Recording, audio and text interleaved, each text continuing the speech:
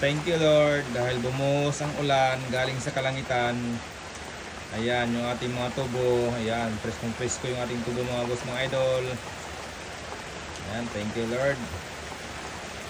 Ayan, dahil malaki na yung aming tubo, mga tanim na tubo. Ayan. Ayan mga boss mga idol, yung ating tubuhan. Ayan o. Doon pa yun, sa kabila. Ayan. Green yung ating tubuhan mga boss mga idol.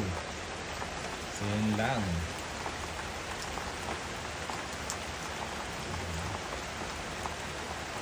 So oras ngayon ay alas 3:40. Ayan, umulan dito sa amin.